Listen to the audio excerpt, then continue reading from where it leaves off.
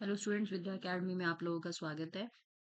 आप लोगों के लिए डेली बेसिस में जो आपकी फाइनल एग्जाम है उसके लिए हम लोग लॉन्ग क्वेश्चन क्या कर रहे हैं, अपलोड कर रहे हैं। अगर आपको हमारी क्लासेस ज्वाइन करनी है तो आप हमें 9354672799 पे क्या कर सकते हैं, कॉल कर सकते हैं और पूछ सकते हैं ऑफलाइन और ऑनलाइन क्लासेस के चार्जेस।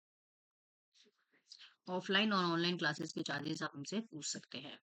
अब यहाँ पर सबसे पहले आपके लिए पहला क्वेश्चन है, atoms are a very tiny particles but it is important to know about them why.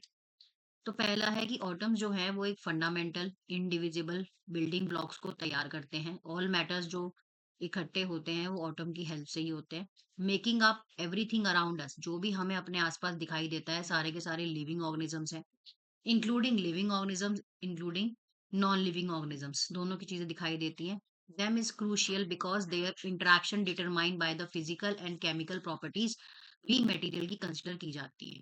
तो ये सारे के सारे क्या है, ये है enabling advancement and technology, medicine, environment science. तो यही पूछ रहा है कि ऑटम्स क्यों जरूरी है। तो ऑटम्स इसलिए जरूरी है ताकि हम फिजिकल और केमिकल प्रॉपर्टी को डिटरमाइन कर पाए, टेक्नोलॉजी को एडवांस बना पाए, मेडिसिन स्कोर आगे एनहांस कर पाए, एनवायरमेंट साइंस के ऊपर काम कर पाए।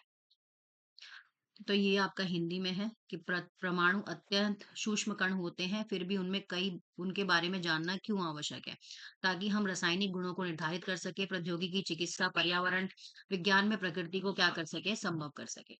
अब हिंदी वाले पूछेंगे, madam what is the full form of IUPAC. तो आप भी कोशिश यही करो कि इसी में लिख के आओ, मार्क्स आपको मिलेंगे। International union of pure and applied chemistry. Third की बात करें तो state the rules given by IUPAC writing symbol of the element. क्या है, तो आईयूपीएसी जो है वो, जैसे मान लो कि यहाँ पर मैंने लिखा है हाइड्रोजन, हाइड्रोजन लिखा है, एक मिनट, मैंने लिखा है हाइड्रोजन, तो इसको क्या करा उसने, सिंबल का नाम देने की कोशिश करी है, मतलब कि एच।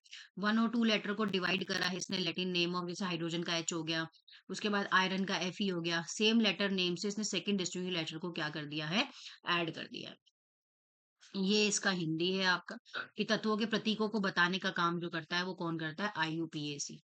उसके बाद an element has multiply valency 2 and 3 both but it is a metal, will be the chemical formula क्या होगा, ऑक्साइड का, क्लोराइड का और सल्फेट का। अगर इन सब चीजों में हम जाते हैं तो अगर इसको आप मेटल के साथ करते हैं तो एक्सो मेटल हो गया, X2O3। दो और तीन बताए थे मैंने। मेटल के लिए कितने बता रहे हैं, दो वैलेंसी बता रहा है, ऑक्साइड के लिए कितनी वैलेंसी बता रहे हैं, तीन। बस आपको यही करना है। मेटल के लिए एक्स लगा रहा है और क्लोराइड के लिए क्या लगाते हैं, Cl लगाते हैं। मेटल के लिए क्या लगा रहा है, एक्स लगा रहा है, क्लोराइड के लिए क्या लगाना है, 3 लगाना है। बस 2 और 3 लगाना है, पीछे और कोई काम नहीं है यहाँ पर। सल्फेट की बात करें तो मेटल के लिए एक्स लगाना है और सल्फेट का फॉर्मूला क्या होता है, SO। तो 4 SO4 होता है। तो पहले आपको क्या करना है, SO4 X2 SO4 3, इस तरीके से ये क्या होगा, तैयार होगा। तो ये आपके लॉन्ग क्वेश्चन है। इसका जो यहाँ पर रेशो निकालने वाला क्वेश्चन है, ये मैं आपको एक अलग से सेपरेट क्लास में कराऊंगी कि कैसे रेशो निकालते हैं। ठीक है जी। तो ये 9th क्लास आपका एक चैप्टर था आज, ऑटम्स एंड मॉलिक्यूल्स, और ये हैं आपके लॉन्ग क्वेश्चंस। लॉन्ग क्वेश्चंस ही कराएंगे ताकि एंड में आपके पास एक 20 से 25 क्वेश्चन तैयार हो जाए जो आपके एग्जाम में काफी हेल्पफुल हो। इनको, इसके लिए आप अपनी एक सेपरेट नोटबुक बना सकते हैं और उसमें सारे के सारे ये क्वेश्चंस क्या हैं लिख सकते हैं, ताकि सारे चैप्टर्स के क्वेश्चन एक ही जगह पे आपके पास आ जाए। और अगर आपको हमारी क्लासेस ज्वाइन करनी है तो आप हमसे कांटेक्ट कर सकते हैं। चैनल को लाइक एंड सब्सक्राइब जरूर कीजिए। Thank you.